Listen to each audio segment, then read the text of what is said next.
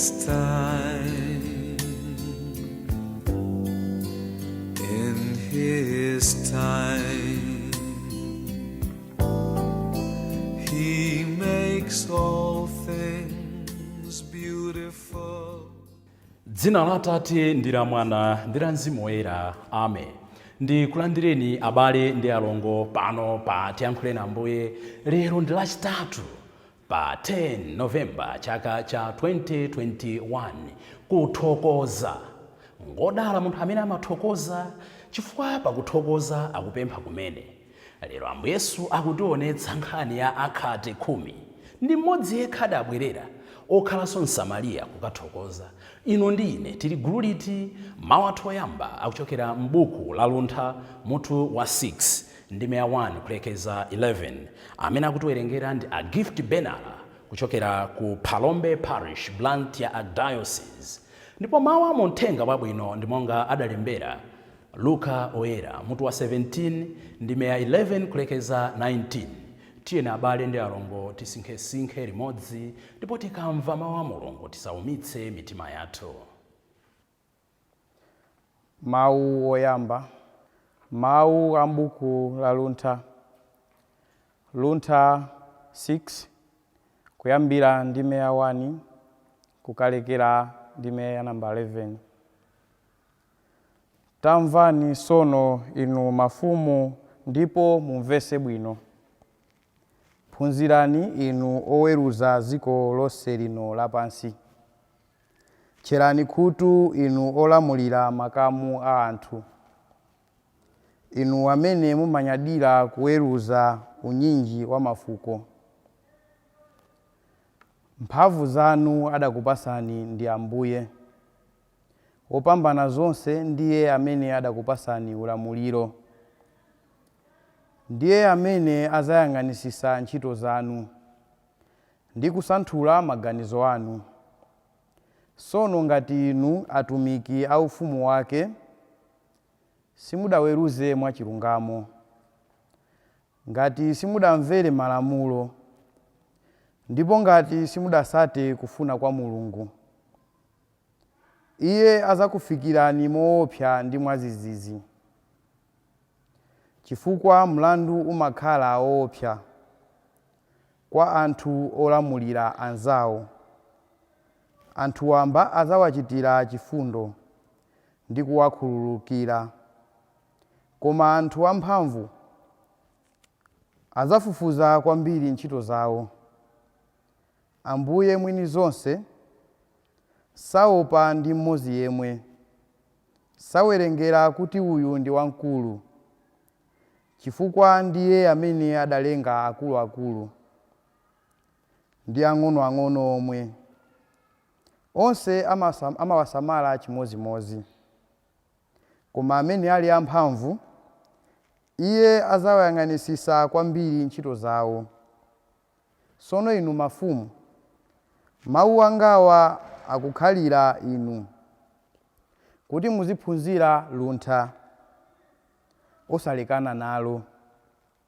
Azawerengera kuti ndi oyera mtima, amene amasata malamulo olungama ndi mtima wabwino. Amene adawaphunzira azatetezedwa nawo. Sono funafunani mawu anga, muziwakumbukira, ndipo muzakhala ndi luntha. Mawu a Ambuye. Ambuye akhale nanu. Mawu a Uthenga Wabwino monga adalembera Luka oyera. Ulemu kwa inu Ambuye. Mutu wa 17 ndime ya 11 kulekeza 19. Pa nthawi yomweyo, pa ulendo wake upita ku Yerusalemu, Yesu adadzera m'malire a Samariya ndi Galileya. Pamene ankalowa m'mudzi wina, anthu 10 akhate adadzamchingamira. Adayima kutali nanena mokweza mawu kuti, Ambuye mutichitire chifundo. Pamene Yesu adawaona, adawuza kuti, pitani kadzionetseni kwa wansembe. Pamene iwo ankapita, adachira. Tsono mmodzi mwa iwo ataona kuti wachira, adabwerera nayamba kuyamika Mulungu mokweza mawu. adagwada mkwerama kwambiri pamaso pa Yesu namthokoza. Koma munthuyo anali Msamariya. Apo Yesu adati, kodi achiraja si 10? Nanga asanu ndi anayi naja ali kuti? Ndiye kuti sadabwerere wina aliyense kudzamika Mulungu koma mlendo yekhayu. Kenaka Yesu adauza munthuyo kuti, nyamuka, pita, chikhulupiriro chako chakuchiritsa. Mthenga wa Ambuye. Ulemu kwa inu Ambuye Yesu Khristu. Mawa mthenga wabwino amene tawerengawa afafanize machimo athu ndi kutifikitsa ku moyo osatha. Abale ndi alongo, kano ndi kachitatu kuti tikupempha something very special before the Lord. Tikupempha china chake very unique. Mbuyomo ngati mukumbukira, tidafika pena timanena kuti Ambuye tiphunzitseni kupemphera. Khalekhaleni lolemba lomweli timanena kuti Ambuye tionjezereni chikhulupiriro. Kungodutsa dzulo, lero tikunena kuti Ambuye tiphunzitseni kuthokoza. Kukamba zoona, ambiri sitimatha kuthokoza. Kodi kupemphera nkutani? Mpingo wathu wa Eklesia umatikumbutsa kuti kupemphera kwabwino kuli m'magawo anayi. Koyamba timapembedza. Tikamati kupemphera, choyamba ndi kupembedza. Ambuye ndinolenga, Ambuye ndinopulumutsa, Ambuye ndinolimbitsa. Chifukwa chake nthawi zonse ife Akatolika timayamba dzina la Atate ndi la Mwana ndi la Mzimu Woyera. Atate olenga, Mwana opulumutsa, Mzimu Woyera olimbitsa, otiyeretsa.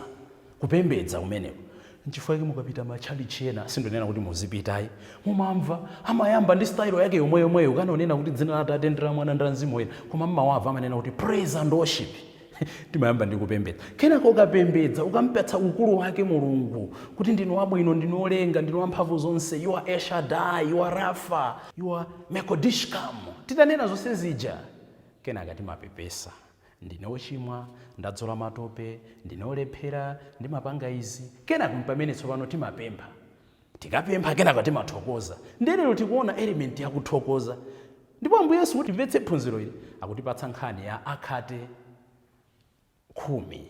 Ndipo akunena kuti amene anabwerera kudzathokoza ndi mmodzi yekha, amene anali Msamariya, amene anamoneka ngati the enemy of the Israelites komanso the enemy of God. Phunziro loyamba kuti Mulungu alibe tsankho, Mulungu alibe nseru. Ndife anthu timayikirana malire. God sadzapanga malire. Chifukwa mwa ife Mulungu samaonamo adokta, Mulungu samaonamo ansembe, Mulungu samaonamo akhristu, Mulungu samaonamo asilamu. Mwa ife tonse Mulungu amangoonamo ana ake. N'chifukwa chake akatswiri ona mmene timaganizira amanena kuti tsiku munthu wanzeru lisamathe usananene mawu anayi. Never allow a day to pass without saying the 4 magic words. And what are the 4 magic words? I'm sorry, please forgive me, thank you, I love you. Tsiku lisamati munthu usananene mawu anayi amenewa. Ndikukupepesani, mundikhululukire, ndimakukondani, zikomo. Ndelero tikuona mawu azikomo.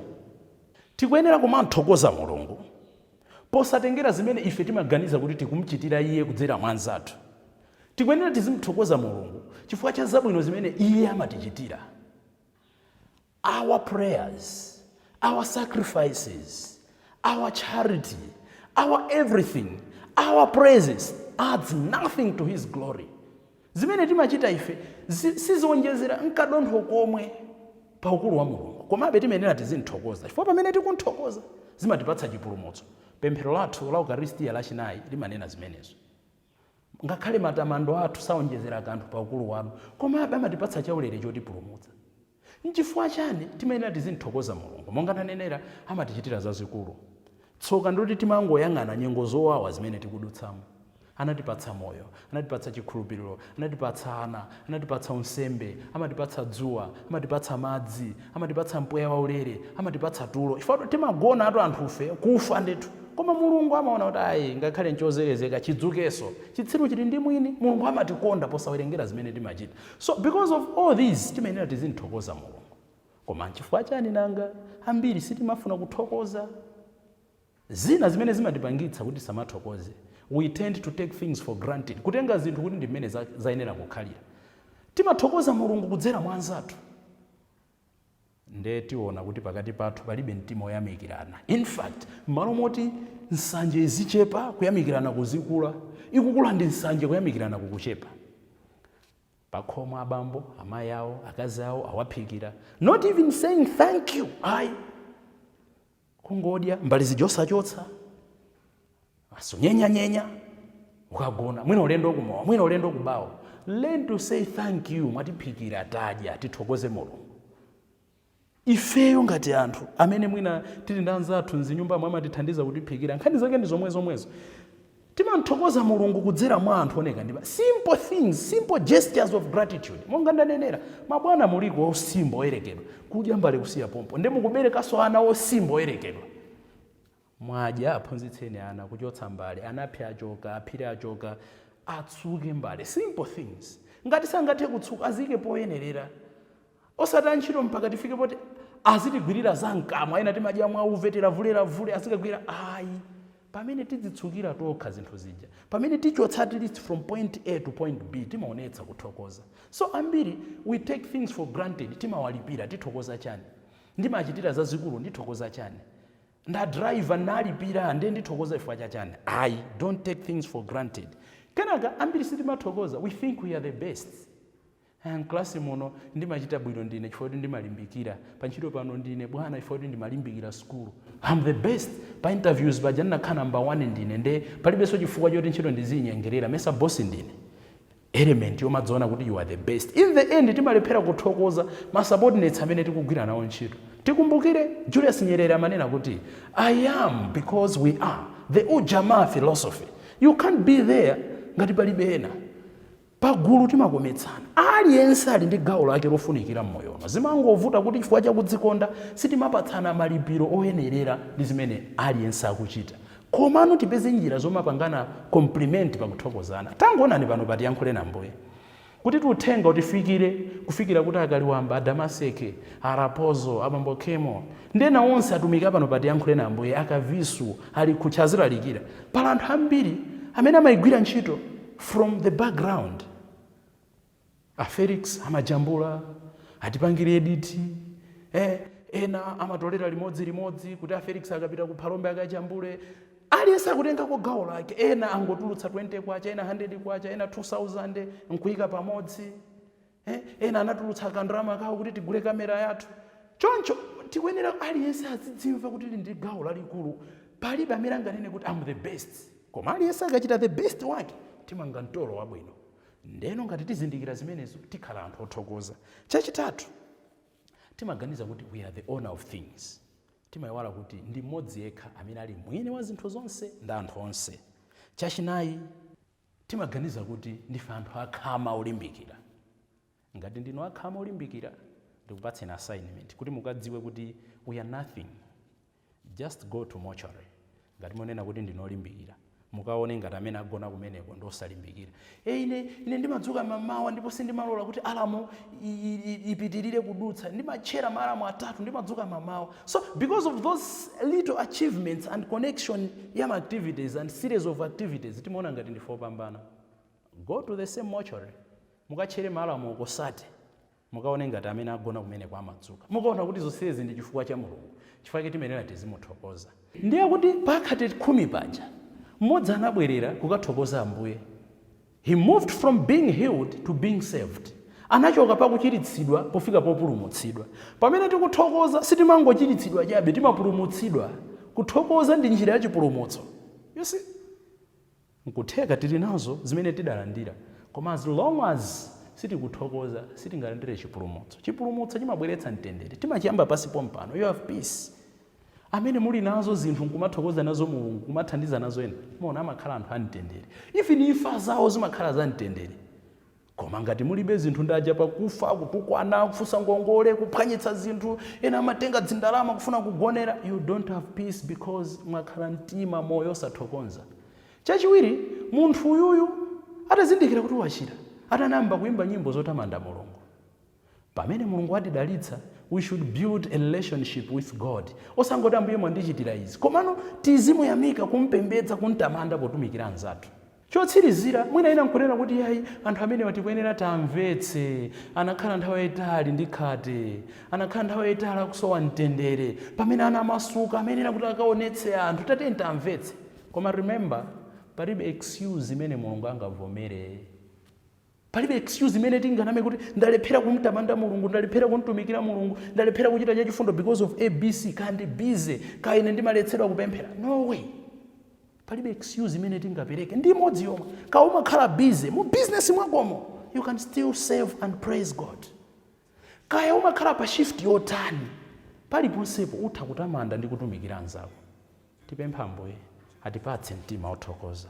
Once more, tanena kuti Mkhristu wanzeru lisamathe tsiku asanenene the 4 magic words: I'm sorry, please forgive me, thank you, I love you. Ndi mawu amene amamanga, ndi mawu amene amalimbikitsa, ndi mawu amene amatipatsa kuyamba kwatsopano. Ambuye akhale nanu. Madalitso a Mulungu wamphamvu zonse, Atate ndi Mwana ndi Mzimu Woyera akutsikireni ndi kukhala nanu nthawi zonse. Amen. My life to you I bring.